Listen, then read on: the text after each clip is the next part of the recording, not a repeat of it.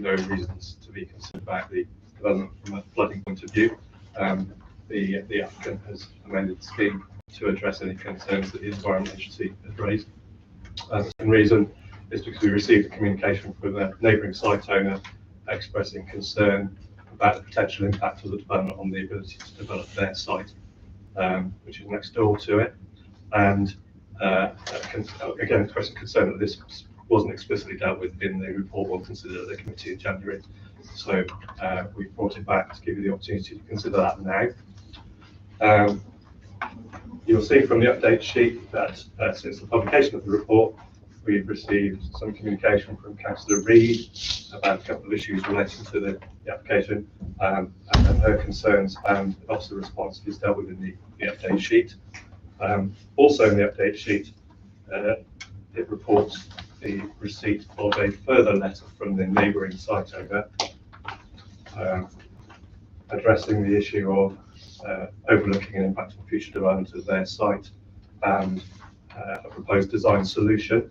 And so the entire letter from the agent representing the neighbour and their proposed design solution have been provided to you in the update sheet.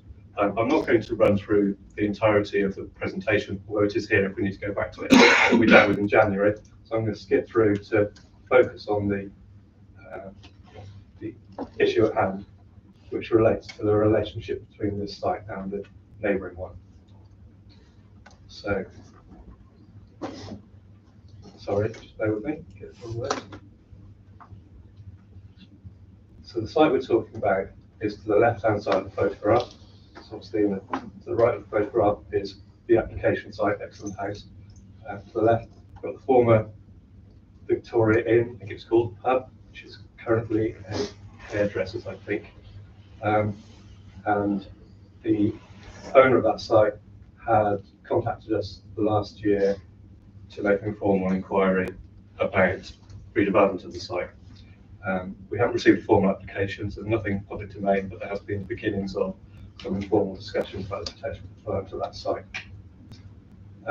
And so you can see this is the information you've also got in your update sheet, which shows on the left-hand side a scheme for proposed redevelopment, informally submitted scheme, and its relationship with the Excellent House proposal that you considered in January.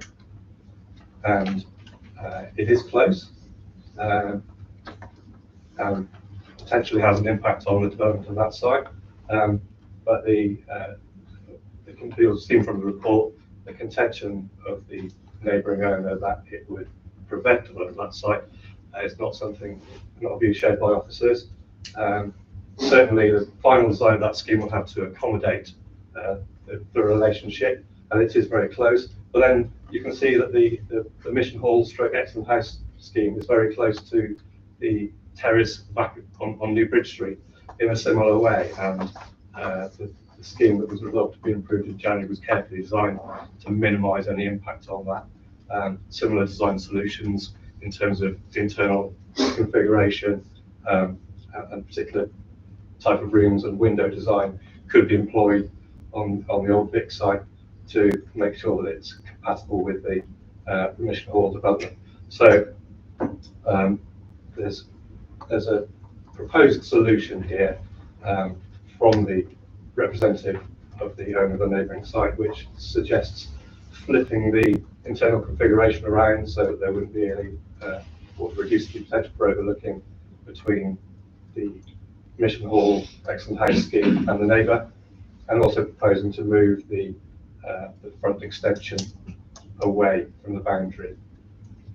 Now, it's the officer's view that there's no need to do that, and in fact the reconfiguration internally would actually cause its own problems in terms of the relationship with the back of New Bridge Street properties, and it was carefully designed to take that account in the first place. Flipping it around would undo all that hard work on the careful design. Also, as I'm sure you recall from January, the whole design had been changed many times over several years as a result of negotiations involving Historic England to arrive at an appropriate scheme for the site. And there was no way of knowing during all that period that there would be an interest in developing the neighbouring site until relatively recently. And as I say, we don't believe that the scheme that you resolved to approve in January would prevent the development of the neighbouring site. So the recommendation remains for approval as per the January recommendation and resolution. Thank you, Chair. Thank you. Well, I'm now inviting questions to the officer from our members. I'm seeing Councillor Jobson and Councillor Mitchell. So Councillor Jobson first, please. Thank you. Have Historic England been asked about the proposal to move the building further away? Because of course it would impact more on the mission hall. No, there's been no further discussion with, because the developer, the applicant, the scheme we're determining is not proposing to make any alterations. So there's been no consultation with anybody. Councillor Mitchell. Thank you. You refer in the document that this has been an ongoing application going over several years. It just seems, can you comment on why the adjacent owners have not been involved in the process for any reason before that? You would have been aware of possibly raised concerns or issues with the developer or to seek a reasonable agreement. That's one. Two, in relation to the site, the future site that might be redeveloped, is that a listed building and are there restrictions on that? And in your opinion as officers, you're saying that nothing in the existing application for the adjacent site would impede development on that site. In respect of your first question, you might want to, the speaker representing the owner might want to seek that clarification from them, or they may say it's part of their 3 minutes.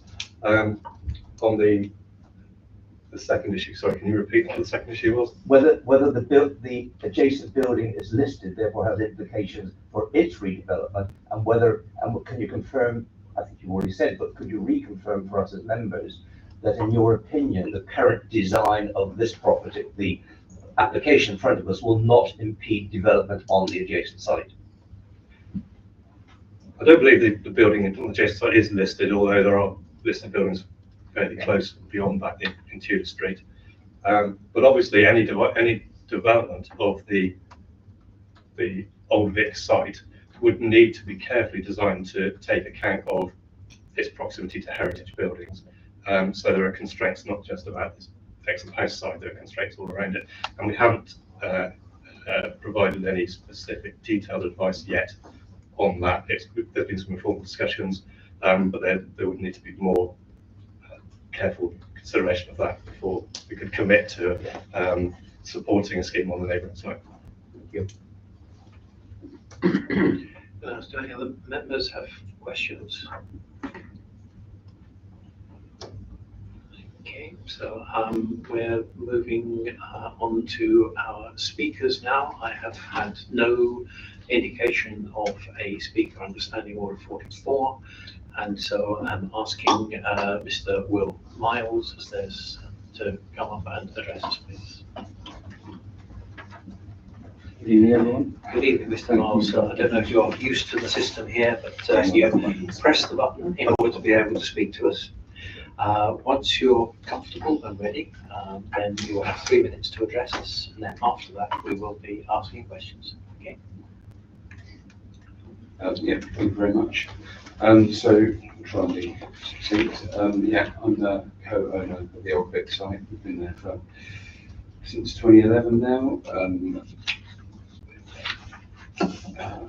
We've had a pre-app in place since February 2023, and to this gentleman's question earlier, the reason there isn't more of a fleshed out proposal is because that was the first I knew of any proposed development of Exeter House. So as a neighbour, I must admit I was very surprised to see that notice on that on the telegraph pole. Basically, that was the first we knew of it. So I did feel we had to move quickly to put a stake in the ground, as it were, because the Old Vic is quite obviously a brownfield site. It would have needed to be developed at some point. We hadn't necessarily planned to do it immediately, but once I became aware of how advanced and how quickly this the Exeter site project seemed to move.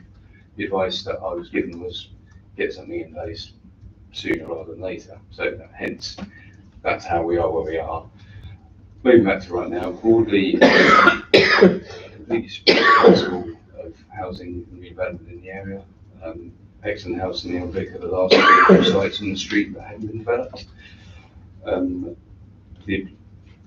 don't have an objection per se to the whole thing. I just have an objection to a development going forward of Exeter House that prejudices our ability on our side to deliver something that maximises the opportunity for ourselves and for potential members of the public that would live there. We just feel a little bit more time, thought, and crucially more communication between the neighbour and ourselves, because that has been done. We could arrive at a sort of a better outcome for everyone that helps you guys deliver on your aims as councillors and civil servants for the provision of maximum amount of housing in the area, and yeah, we can build something that works for everyone basically. Just feel that a short pause could ensure both sites could be fully unlocked and contribute to housing delivery, including affordable housing in the area. And yeah, that's it basically. Thank you. Thank you. Thank you, Mr. Martin. Okay, now moving to members, do you have questions? I'll start off with you, Councillor Mitchell, please. Thank you. Could I ask, since, as you're saying, in effect, it's a matter of weeks you've been aware of this application, have you had any dealings with the developer or any discussions with the developer on this matter at all? Well, no. I mean, we were first aware a year ago, so it's not That's but hence that's when the pre-app went in. But sorry.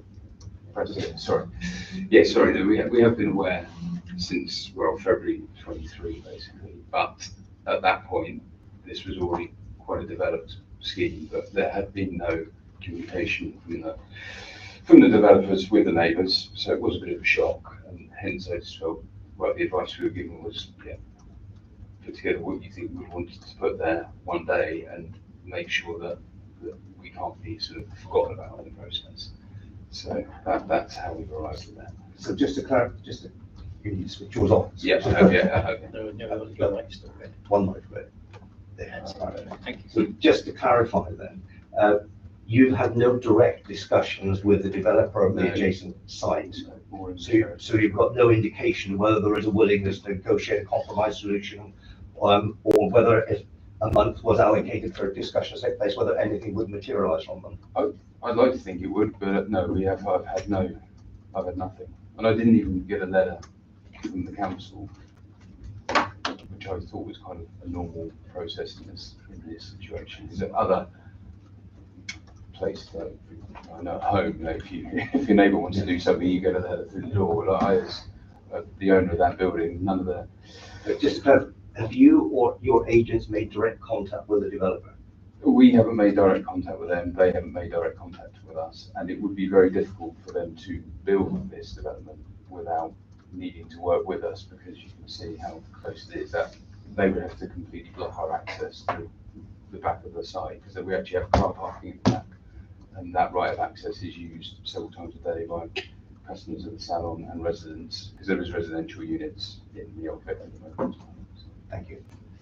I'm just going to ask the officer to comment on that remark that they were not informed. Can you say what the process would have been, please? Yes, the process would have been to write to the occupants, also the addresses of all the adjoining sites. And we did write to the adjoining site, in this case more than once, in fact, because when the original application came in, and then subsequently when revised plans were received, we did a reconsultation, but it would have gone to the address on the street rather than to the owner of the site. Thank you, Roger. Can I also ask a supplementary on, I'm remembering correctly that we did all cover the access during construction and making sure that those passageways would remain open and clear for the other users of that path.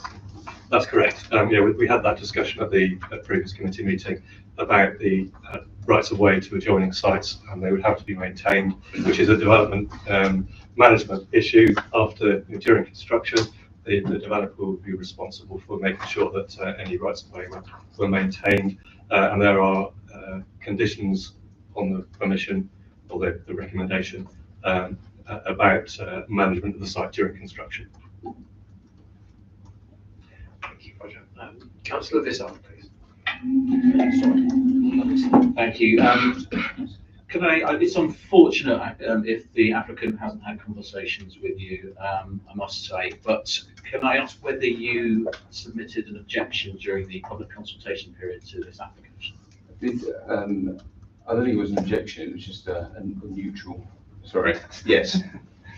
I submitted a neutral comment on it, but definitely not an objection, but I couldn't issue a positive one from memory based on the indications from our side. So yeah, that's, like I say, I'm not here to block anything, I just would like to see an outcome that doesn't stop us from doing what we would like to do in the future. Sorry, who would that? Councillor Ketchum, I apologize for this. Hi, we've heard that the Excellent House application's taken several years to work up to a point where it can come to planning and then move forward as a scheme. And my question to you is, you sort of suggested, or your ask of the planning committee is to get a little bit more time. Given the context of this constrained site to take several years to allow Excellent to get to this position, how much time do you think is reasonable when you say a little time? I'm not an expert, but I would like to think, I mean, we can certainly move quickly on our side if there was a conversation and a spirit of cooperation in place, and yeah, a couple of months. I mean, yeah, I don't know is the honest answer, but certainly we wouldn't hold anything up, and yeah, if there were conversations we had, we'd have them and be proactive and constructive.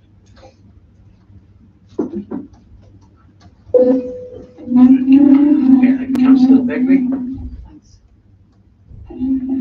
So, if you had a couple of months, what would you be, in an ideal world for you, what would you be hoping to achieve in that couple of months?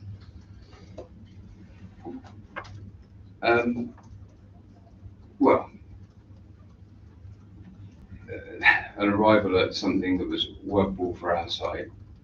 I mean, like I say, at the moment, we feel that our site is overlooked by all the bedrooms, so we'd have issues straight away. And I don't recall any mention of the old Vic site in the January meeting regarding our access. There was certainly conversation around maintaining access on the New Bridge Street site, but the Vic wasn't mentioned at all. Hence me going, but we need to need to do something here. But yeah, I mean, our aim long term is, as I said, is to establish a scheme that's doable and maximises the opportunity, but delivers high quality, good housing in that area.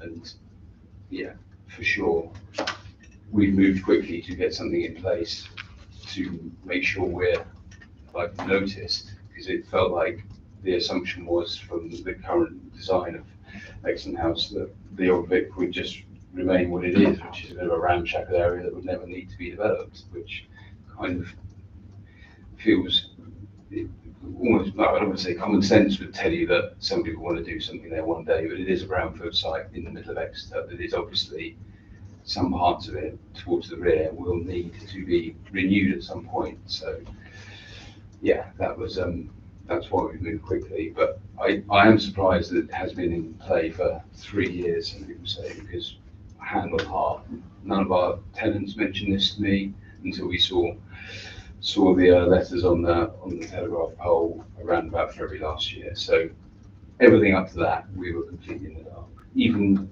the chaps that work in the retail space at the bottom of Excellent House tell me they weren't aware until around this time last year, and they've been long-term tenants. So I don't know where communication's fallen down. Certainly that was the first I knew about it, hence the somewhat rush to make things happen. But we are where we are. So.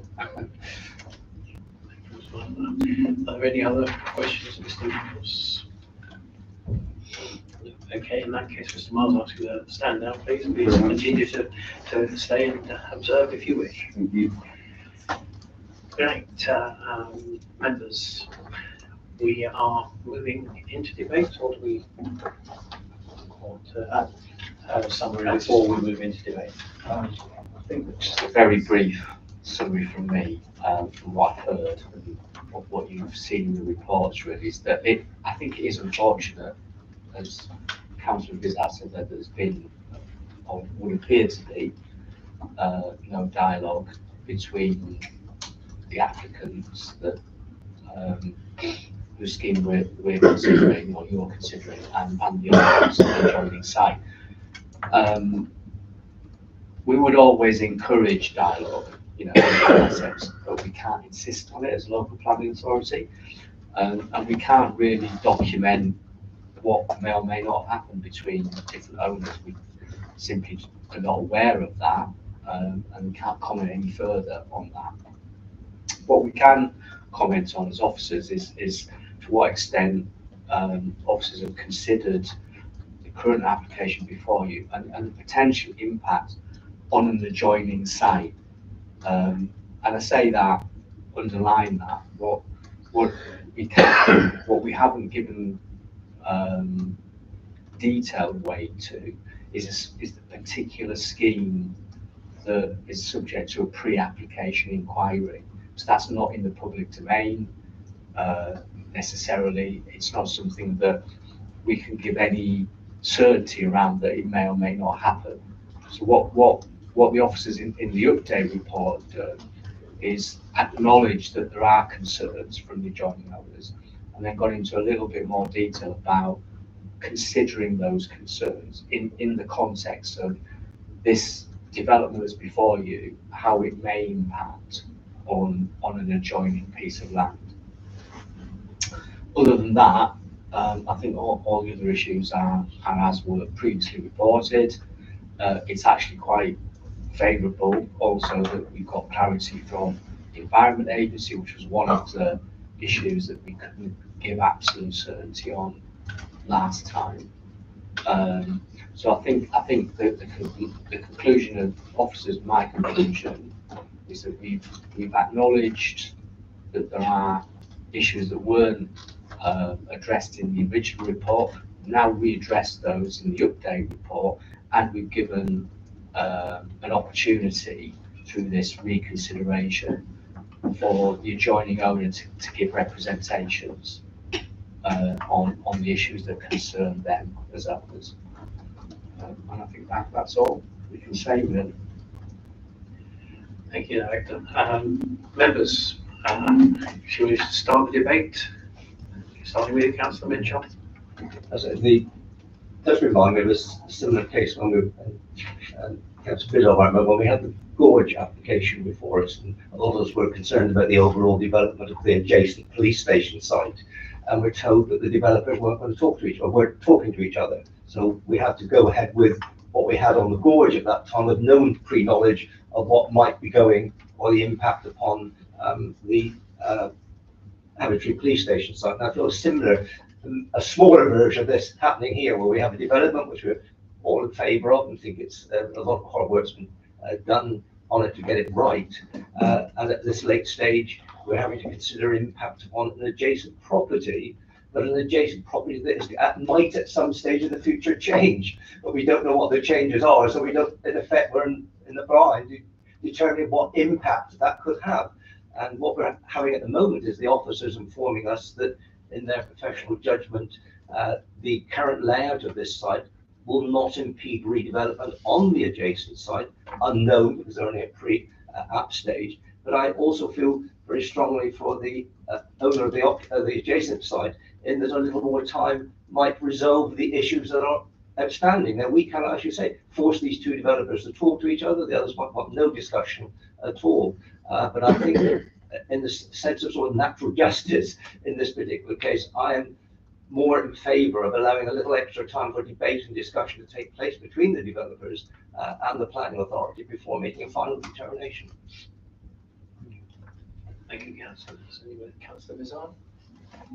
Thank you very much. I won't repeat what Councillor Mitchell said, because I agree with them up to a point, until the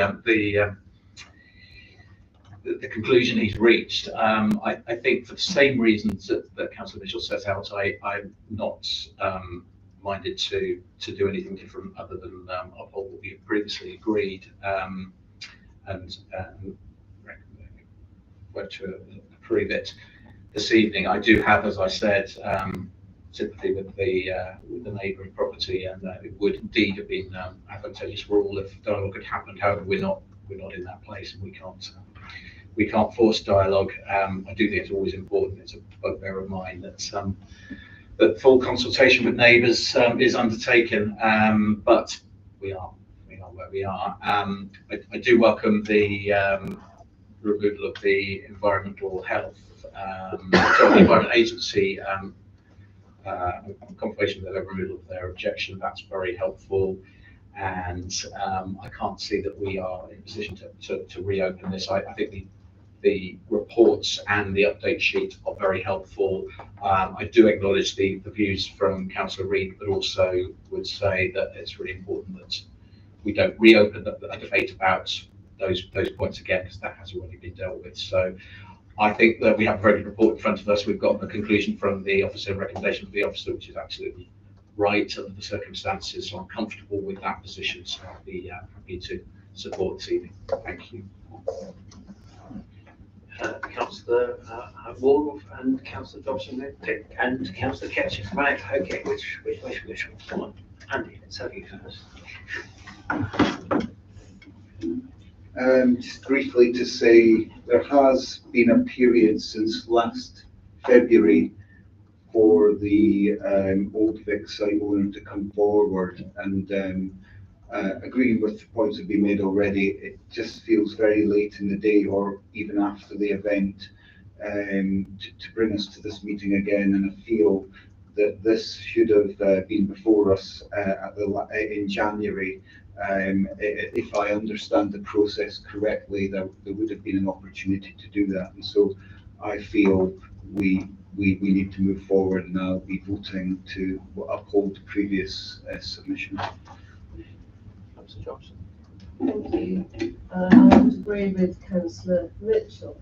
If we had sorry. Thank you.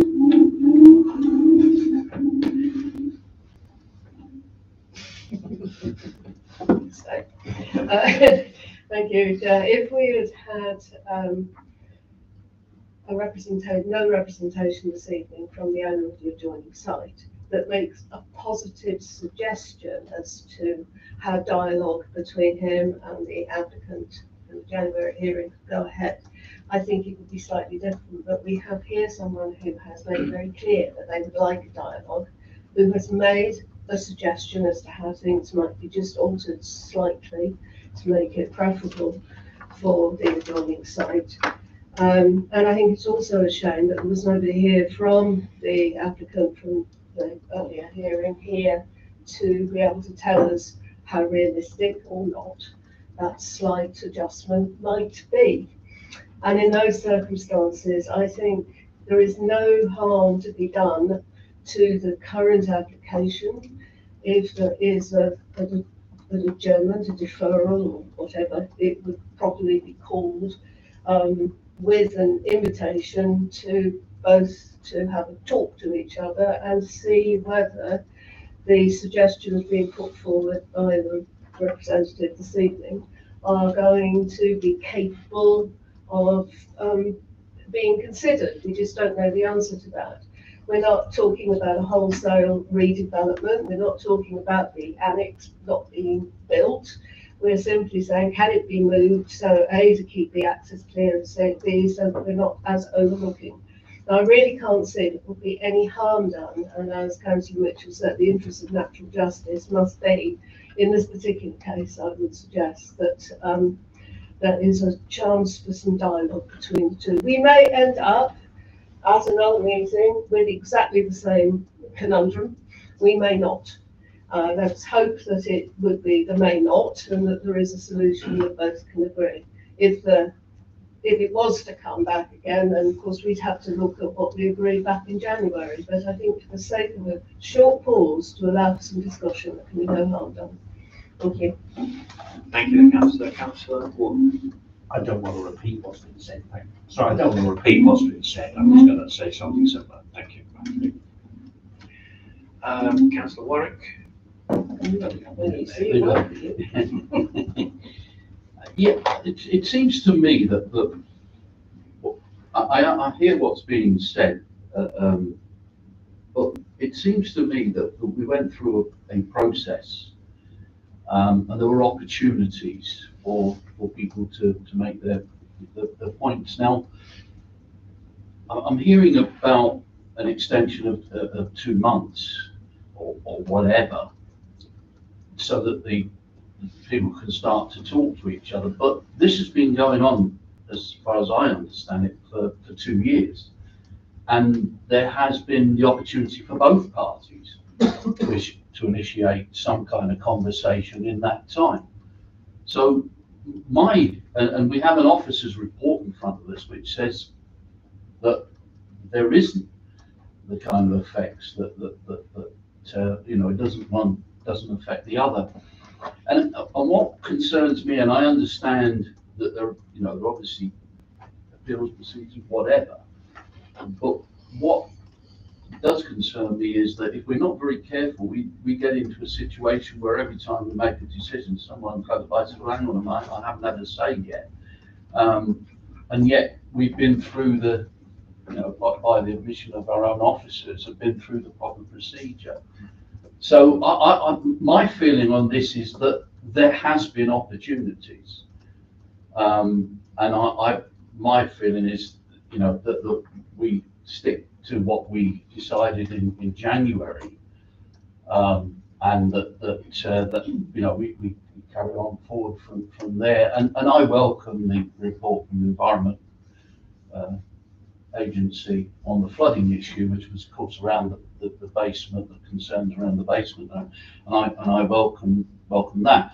And I do think it's a shame that the owners of Nexus property don't seem to have been aware, but they were aware that some development was going on. So I do think they've had the opportunity to make an approach to the developers, and that hasn't happened.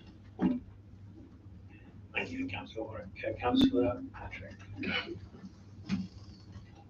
Thank you, Chair. Yes, I agree with Councillor Warwick that I think that I'm worried about the precedent that that this would set if we've made a decision to. I'm not really sure what the decision would be, to pause the permission or to actually bring it back again in a few months. We had a committee meeting. We made a decision after hearing lots and lots of evidence and weighing up everything that was presented to us. And the sort of precedent of then sort of coming back and revising that decision potentially over and over again, considering a building that doesn't yet exist, a potential planning application, I think is not a route that we should go down if we're going to have effective planning in the city. Thank you, Councillor Patrick. If I can make some comments, obviously one of the things that we are supposed to be doing here is looking at long-term planning, and so we have to take account of the way in which these sites match up.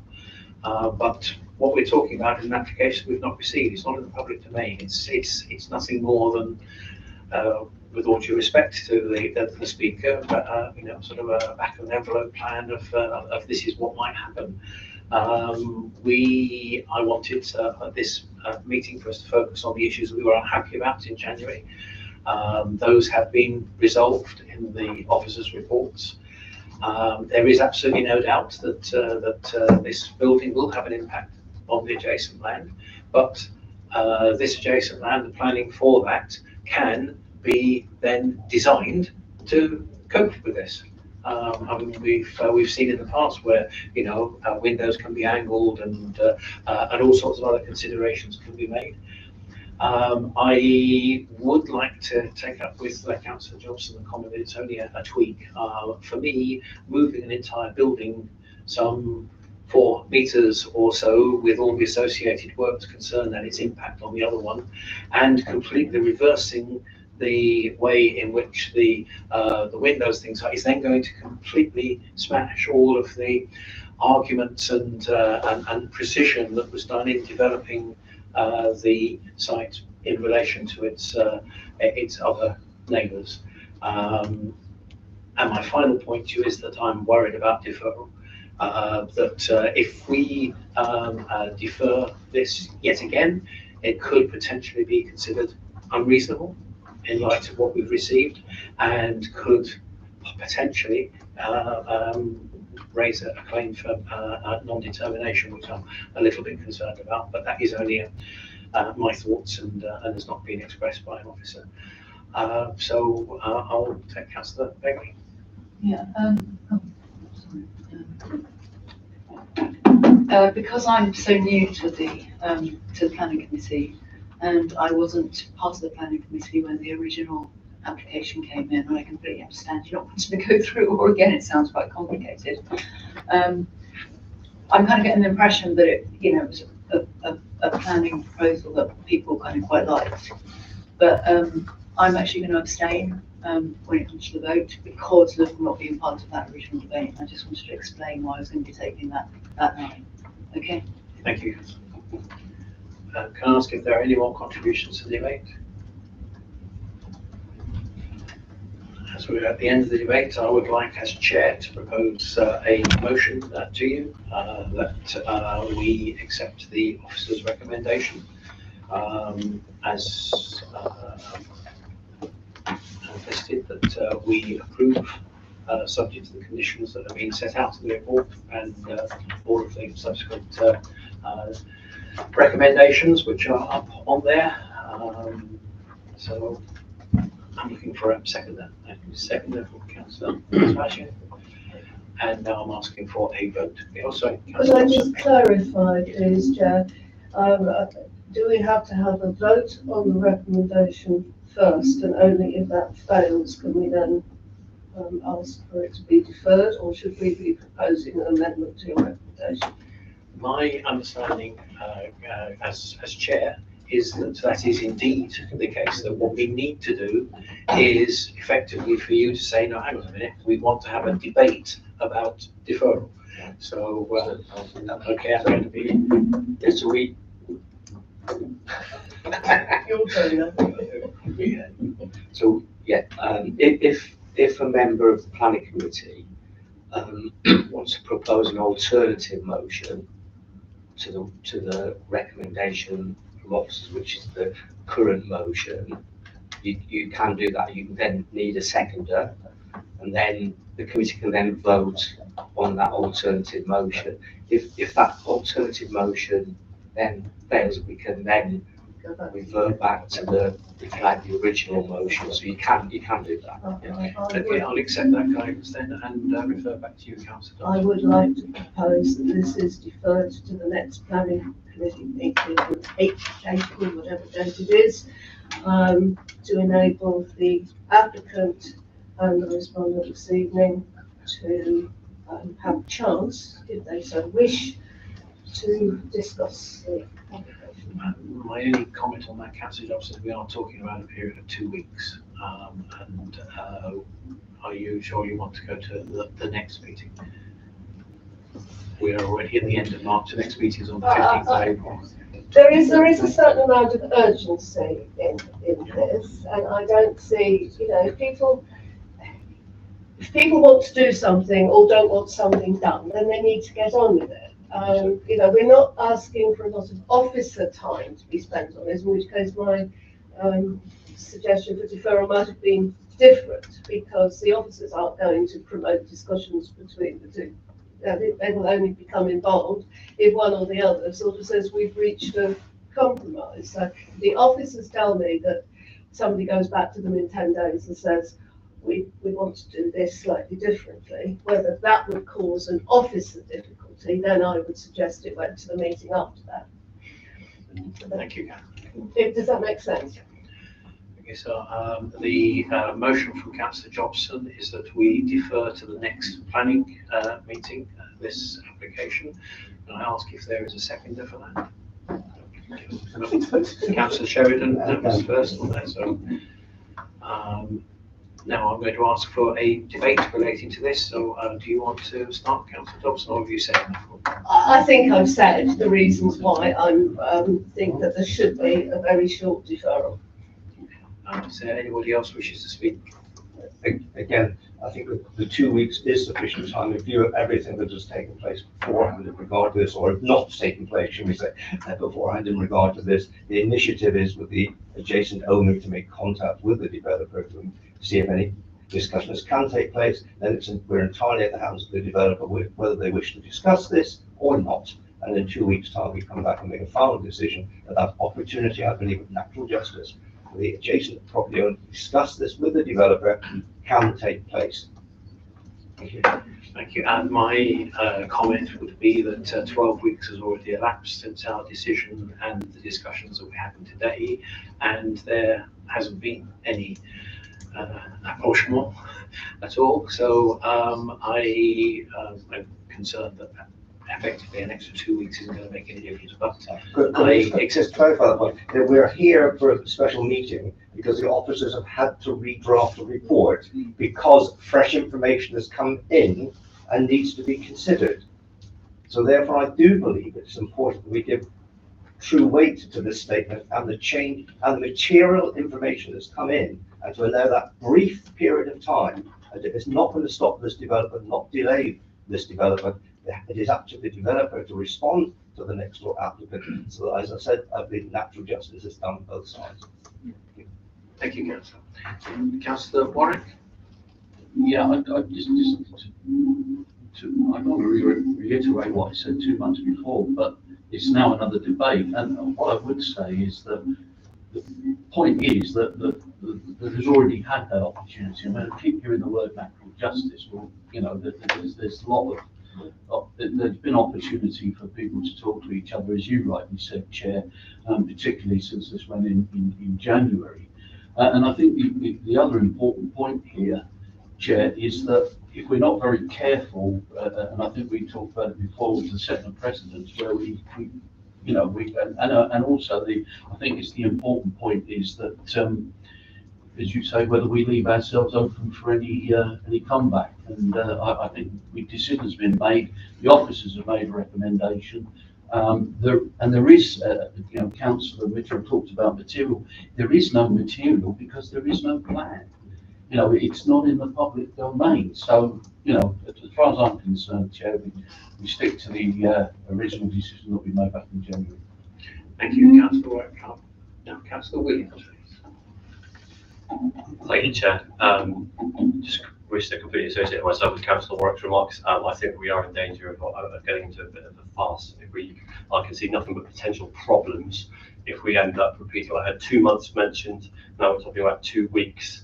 I find it very hard to believe a decent planning application that was decent, deemed to be decent by this committee back in January, plus the removal of an Environment Agency objection.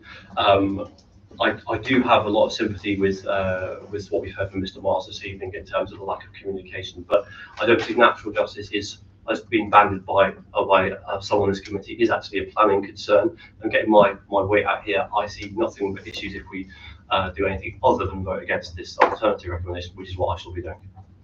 Thank you, Councillor Williams. Does anybody else wish to? Yes, Councillor Ketch. Just very quickly, I think due process was that notification was given in February the year gone, and here we are now talking about 2 further weeks. Due process has been served, and I think that's the end of the matter. Thank you, Councillor. Does anybody else wish to contribute?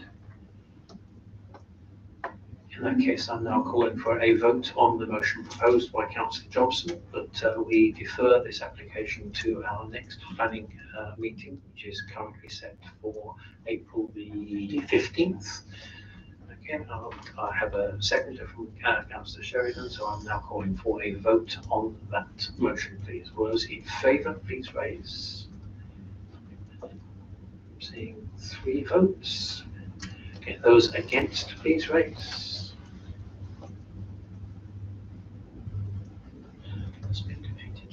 Yes. So So that has been defeated. So now we are referring back to our original motion. I'm bringing to you the motion that we accept the officer's recommendations with the recommendations on the board in front of you. I have a second from Councillor Sebastian. And so I'm now calling a vote on that. All those in favour of the motion, please raise their hands.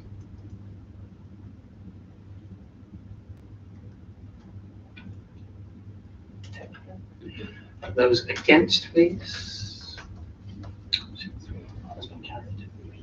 And abstentions, please.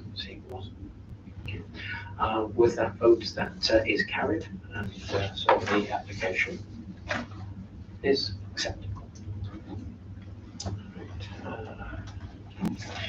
Now moving on to item 6 on our agenda, the list of decisions made and withdrawn applications has been with you since the agenda was published. Can I ask if any members have questions and directors relating to those decisions?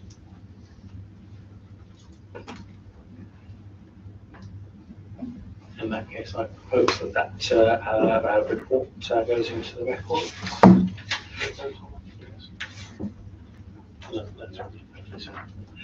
And then item 7 is the appeals report. Likewise, you have had this list of appeals. I have a question from Councillor Pearson. Thanks, Chair. Yeah, and just a correction, if I may. Point 3.2 talks about Stonycombe, Matford Road, Alphington. I think that should read St Leonard's.